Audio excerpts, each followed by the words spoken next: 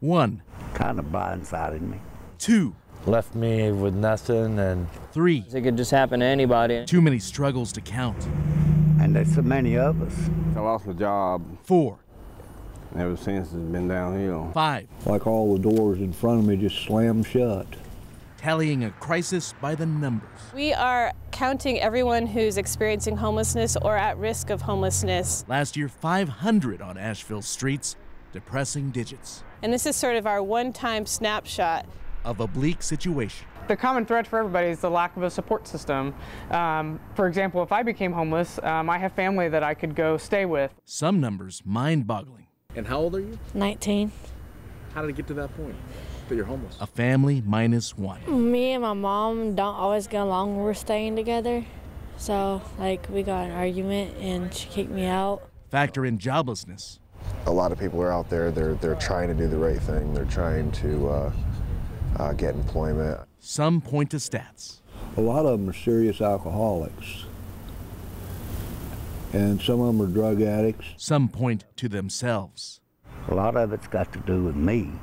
To me, The answers we didn't count on. I feel more free and open and to be myself when I'm in a tent than when I'm in some kind of buildings. Being free it's just not a fun game. has a price. I'd rather have a home to go to instead of being out on the street. You ain't got nowhere to go. So much lost hope, There ain't a whole lot of hope out here. we eventually lost count. Hope is kind of something you put on the back burner.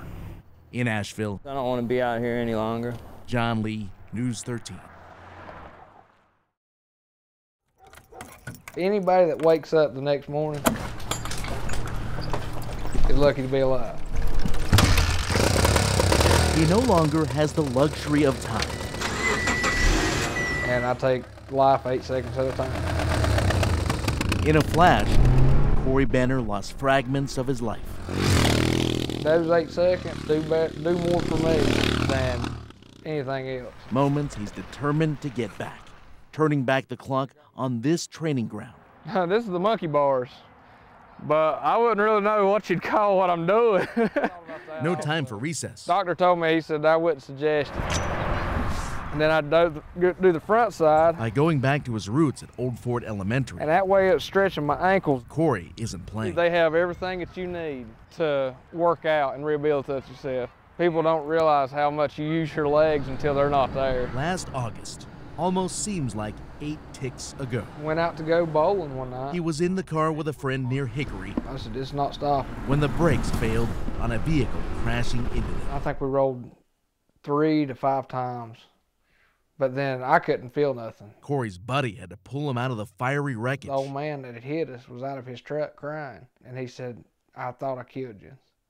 I said, no, I ain't dead yet. Despite that laugh, Corey was paralyzed from the waist down. Told me that I might not have but about 50% chance of walking. Corey ignored expert opinion. Said that I wouldn't be able to run or nothing. And just went to the playground. Because I know those people don't know my body. I couldn't play with my son being in a wheelchair. Suddenly, after 2 months, something amazing. So if I get in trouble, I could just pull up. Monkey bar rehabilitation actually pays off. And it's almost like in pain.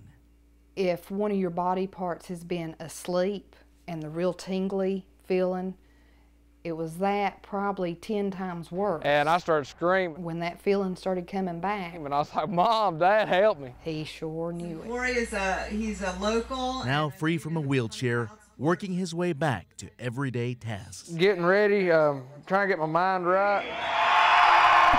Excuse me. Now he's walking among friends. Wave at the camera. All right, honey, I love you. All right, I love you. Reminded of the source of identity. Are you ready? That became his passion.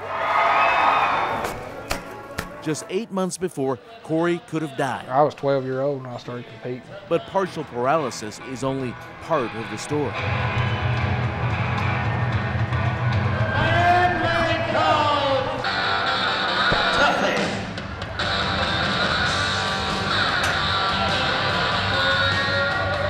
And while you might think it's a bad idea,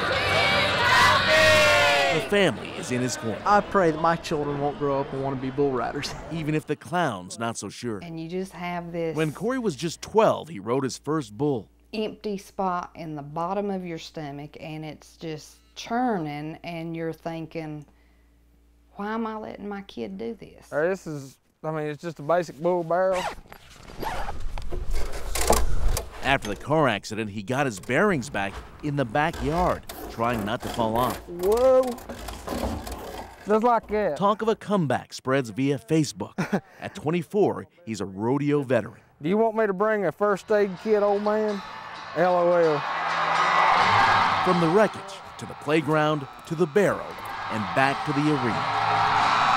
Corey says the risk is his reward. It's just a rush of getting stuff off your chest. Well, let's go back to old Fort North Carolina. It's just you and that bull when you're dancing. Try it again. Here we go. Come on, The ride is this quick. For a cowboy, life boils down to precious seconds. Bull riding's just like life.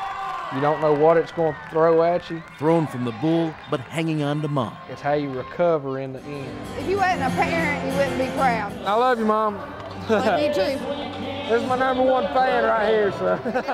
Reclaiming a part of himself. You can either let it happen or make it happen. By rediscovering the rhythm of the rodeo. Those 8 seconds. That's how I live every day. It's the only way to live.